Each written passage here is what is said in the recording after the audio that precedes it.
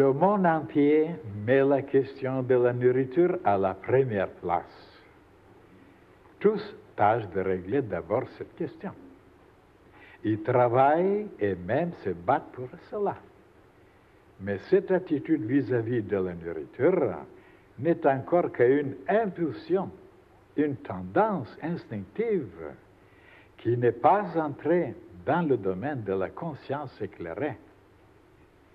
Seuls les grands initiés savent que la nourriture qui est préparée dans le laboratoire divin, avec une sagesse inexprimable, contient des éléments magiques capables de conserver ou de rétablir la santé.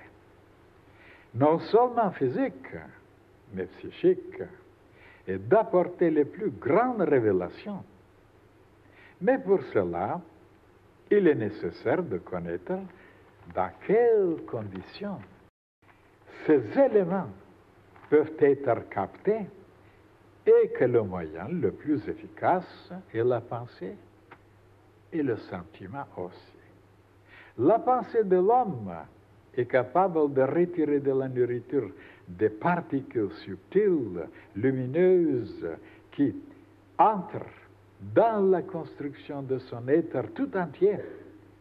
Et c'est ainsi que, peu à peu, il se transforme.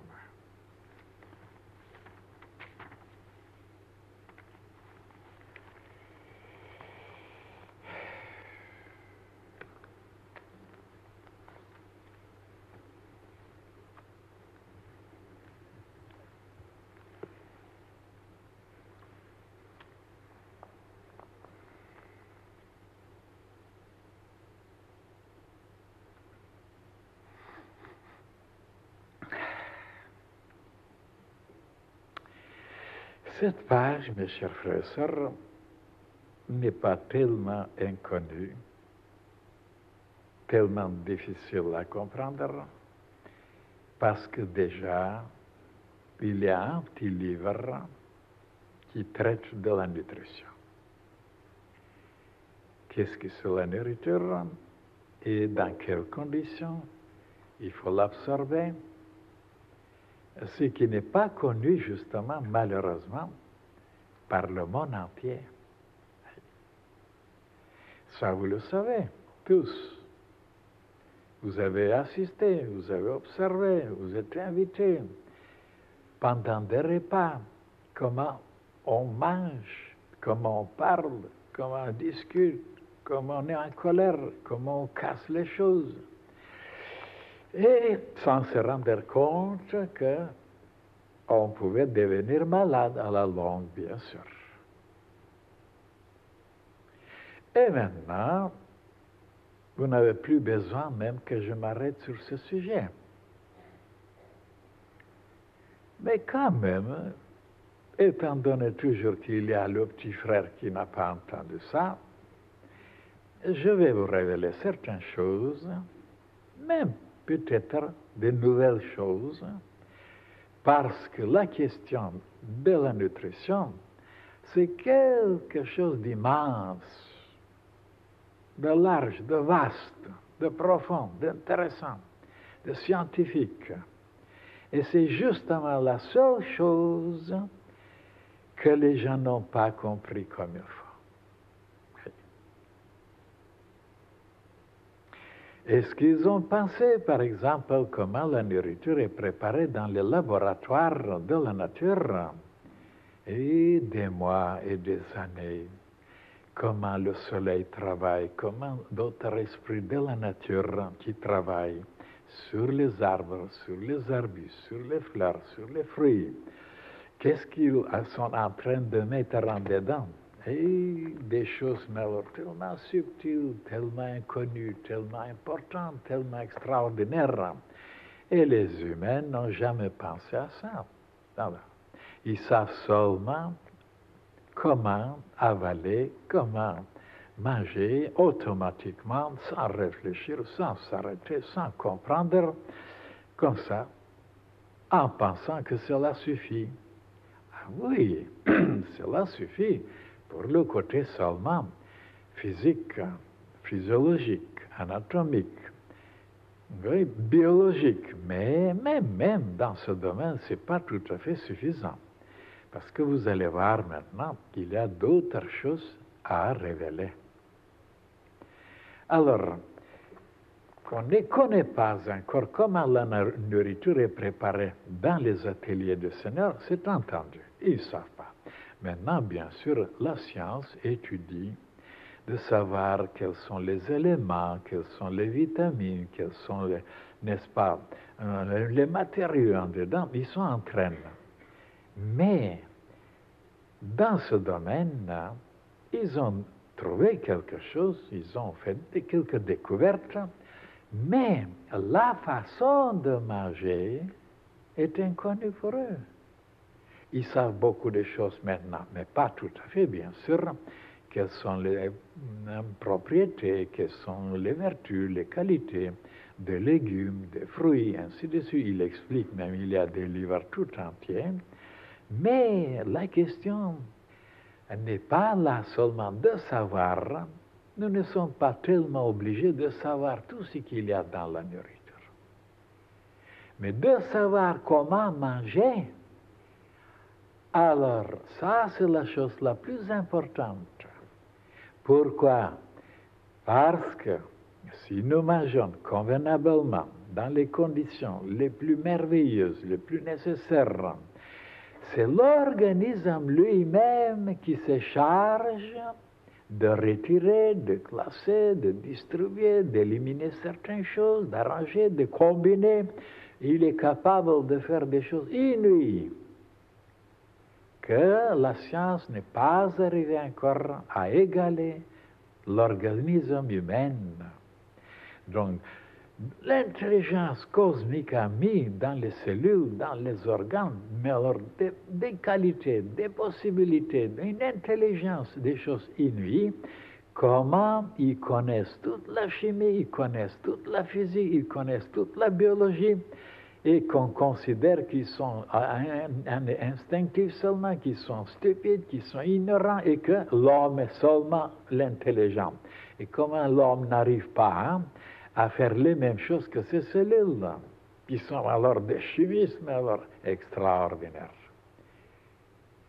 Alors la façon de manger est la plus importante que de savoir qu'est-ce qu'il y a dans la nourriture. Bien sûr, c'est indispensable, ça je ne nie pas. Mais un jour, on le saura, on découvrira. Ça c'est inouï. Mais de savoir maintenant comment manger, c'est la chose la plus importante. Et maintenant, comment manger? Alors, étant donné que la nature a mis dans la nourriture des éléments tellement subtils, tellement éthériques, tellement invisibles, tellement impalpables, que la science ne pourra jamais les trouver dans leur laboratoire, parce qu'il n'y a aucun instrument pour pouvoir les capter, pour pouvoir les recevoir. Donc, ce sont des éléments qui échappent à la science. Ce sont des choses tellement sublimes, tellement éthériques. Et alors, pour pouvoir les capter, ce n'est pas seulement l'estomac qui doit se mettre au travail, et même la bouche, qui est encore un estomac plus supérieur, comme je vous ai déjà expliqué, qu'est-ce qu'il y avait dans la bouche comme glande, pour retirer tout d'abord le côté éthérique de la nourriture, et c'est après de renvoyer tout ce qui est le plus grossier dans l'estomac. Et que je vous ai expliqué qu'avant même d'assimiler, de digérer la nourriture qui était envoyée dans l'estomac, la bouche déjà a reçu des choses éthériques et les a envoyées dans le système nerveux, et l'homme qui a jeûné plusieurs jours, qui ne savait pas ni bouger ni parler, seulement avec un fruit, avant qu'il soit envoyé dans l'estomac, il regarde autrement, il pense autrement, il se lève, il parle. Donc, la bouche, c'est un estomac que les humains n'ont pas découvert encore, qui prend les choses les plus subtiles tout d'abord, Et c'est après, l'estomac prend les choses les plus grossières. Encore une chose que les humains ne connaissent pas, même les plus grands savants ne connaissent pas, parce que je les ai vus comment ils mangeaient à table. Oui.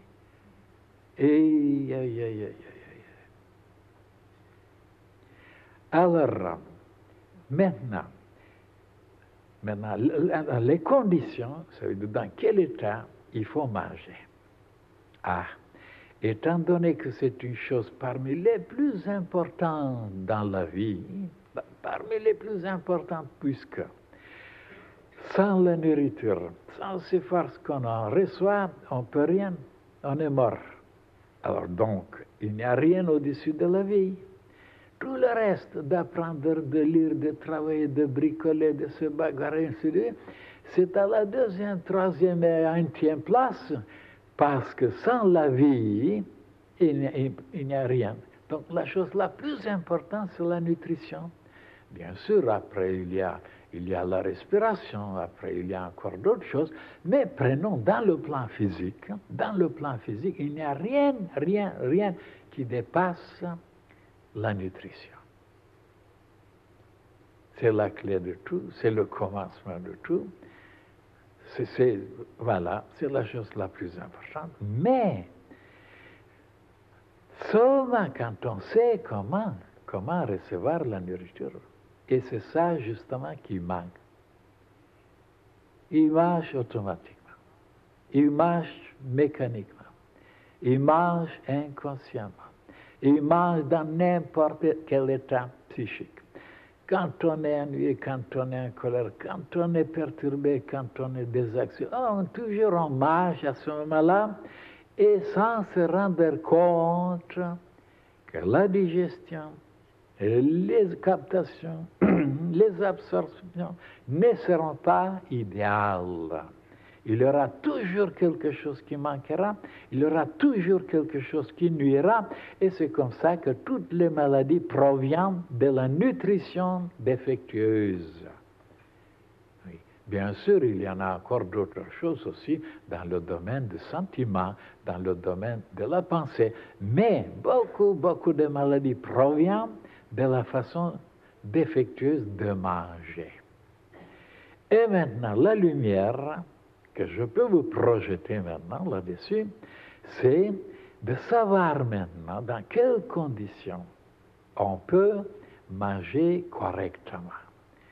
Tout d'abord, de savoir que la nourriture contient des éléments de la plus haute importance, non seulement pour le domaine physique, pour le corps physique, mais pour la pensée, pour l'âme, pour l'esprit, pour les sentiments, pour l'état de conscience. Et alors, de savoir tout d'abord, deuxièmement, de montrer une telle importance, un tel respect, un tel amour envers cette richesse que la nature nous donne en profusion, généreusement, et que nous sommes tellement aveugles, tellement bêtes, tellement ingrats, comment voulez-vous après recevoir des choses divines? Tout d'abord, donc, d'avoir la conscience de l'importance de ces éléments. Et on ne peut pas le faire si on marche, si on parle, si on crie, si on gesticule, si on casse les choses. C'est pourquoi le silence qui existe ici maintenant pendant les repas est de la plus haute importance. Donc le silence est une condition seulement qui aide les créatures de pouvoir se concentrer, de pouvoir penser, de pouvoir sentir, pour pouvoir attirer, capter, recevoir des choses sublimes et subtiles. Et c'est pourquoi à ce moment-là, dans ce silence, on est tranquille, on n'est pas dérangé, on pense à la nourriture et on l'aime. On pense à toutes ces richesses qui sont en dedans, d'où elle vient, comment on l'a préparée et quelle importance. Et alors, de cette façon, avec l'amour qu'on a pour elle et la pensée aussi, on arrive à recevoir le côté le plus subtil, le plus éternel, le plus utile de la nourriture. Et de cette façon, on nourrit non seulement le plan physique, mais le corps éthérique, le corps astral, le corps mental. Et si, bien sûr, on arrive un peu encore plus haut à avoir des sentiments de reconnaissance, de gratitude, d'inspiration pendant les repas, on reçoit encore des particules plus hautes, parce qu'il y a de tout dans la nourriture. Dieu a tout prévu. Seulement les humains qui sont tellement descendus, tellement comme les animaux, alors ils ne reçoivent pas grand-chose. Seulement, bien sûr, des forces, des énergies pour se battre, pour crier, pour casser, pour ainsi de suite. Mais pas pour méditer, pour contempler, pour s'éloigner, pour capter, pour comprendre, pour voir, pour sentir, et pour aller jusqu'au ciel. Ils n'ont pas ces possibilités. Pourquoi? Parce que les éléments qui étaient dans la nourriture, qu'ils les ont rejetés, les meilleurs, ils ne les ont pas reçus, ils n'ont pas la possibilité. Pourquoi ils n'ont pas ces forces, ces puissances, ces pouvoirs d'aller très haut pendant la journée ou pendant la lecture ou pendant la contemplation. Alors vous voyez, la façon de manger peut nous aider énormément dans le travail spirituel.